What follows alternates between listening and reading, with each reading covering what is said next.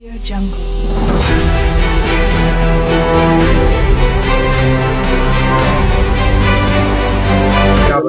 समय हम सर नहीं, सब लोग गुरुजी बोलेंगे। इस समय हम गविष्ठी यात्रा के माध्यम से उत्तर प्रदेश के सभी 403 विधानसभा क्षेत्रों की यात्रा पर हैं। इस यात्रा का उद्देश्य गौ माता के प्राणों और उनकी प्रतिष्ठा की रक्षा है।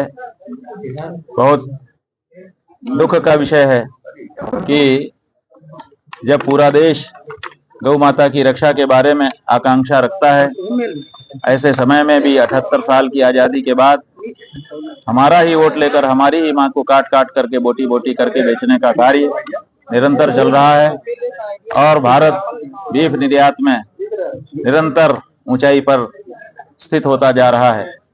बहुत दुख के साथ ये यात्रा हमको निकालनी पड़ रही है। हम सभी पार्टियों से इस यात्रा के माध्यम से अनुरोध कर रहे हैं कि वे अगर हमारा वोट चाहती हैं तो हमें हमारी आकांक्षा के अनुरूप गौ माता की रक्षा का वचन दें।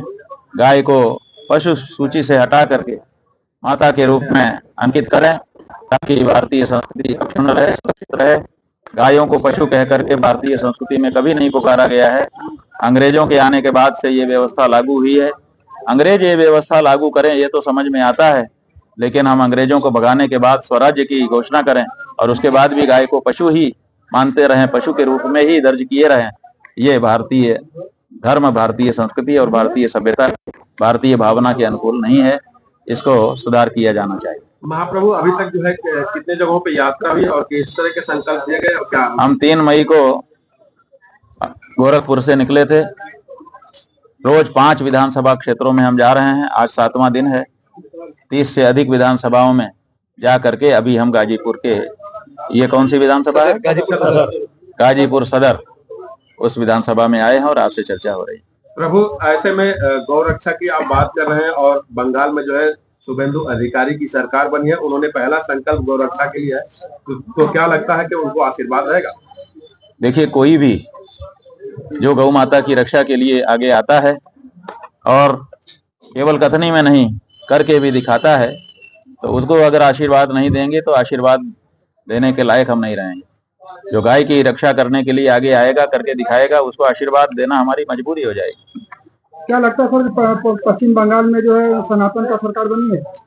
ऐसा है कि सनातन की सरकार तो हम अभी नहीं कह सकेंगे, क्योंकि शपथ ग्रहण समारोह में हेमंता बिस्वा शर्मा भी शामिल हुए हैं, जो भारतीय जनता पार्टी के ही बंगाल के बगल असम प्रदेश के मुख्यमंत्री रहे हैं। उनसे पत्रकार बंधुओं ने, आप लोगों ने चुनाव के समय जब पूछा कि तुम्हें गौ हत्यारों का वोट चाहिए, तो उन्होंने कहा था हाँ, क्यों नहीं चाहिए। तो जब गौ हत्यारों का वोट उनको चाहिए तो अब हम उनसे नाता कैसे रख सकते हैं। इसलिए सनातन सरकार का कोई अगर मुख्यमंत्री होता तो ये जवाब नहीं दे सकता था। तमिलनाडु में जिस तरह से उठा पटक हो रहा है, आज सुबह जो शपथ ग्रहण भी करना था लेकिन अचानक से कैंसिल हो गया। ये लोकतंत्र का मखौल उड़ाया जाता है। जब कोई जीत करके आता है उसके बाद भी उसको अस्थिर करने के प्रयास होते हैं। चलती सरकारें तोड़ करके पछाड़ दी जाती हैं। नई सरकार, जिसको मैंडेट जनता का नहीं होता है, वो आकर के शासन करने लगती है।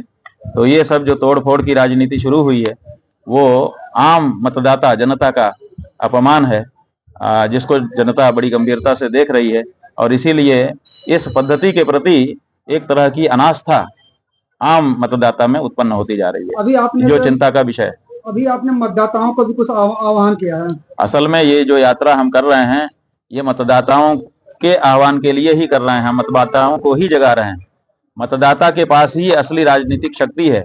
नेता को तो जब मतदाता मत देता है तब नेता बन पाता है, नहीं तो नेता नहीं बन सकता। तो मतदाता के पास असली राजनीतिक शक्ति है।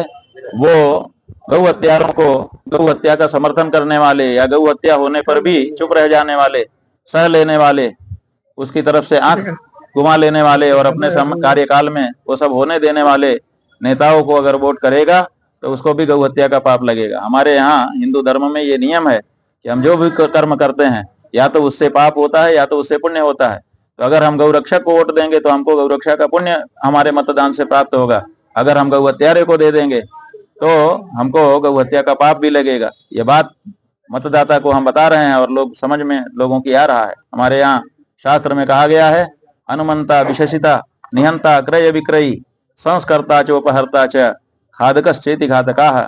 इसका मतलब है कि हत्या का पाप किसको किसको लगता है? जो अनुमति देता है माने समर्थन करता है, जो काटता है, जो प्राणांत करता है, जो खरीदता है, जो बेचता है, जो पकाता है, जो परोसता है और जो खाता है, इतने लोग गौ हत्या के पापी होते हैं। तो अनुमंता, हमने सहमति दी, हमने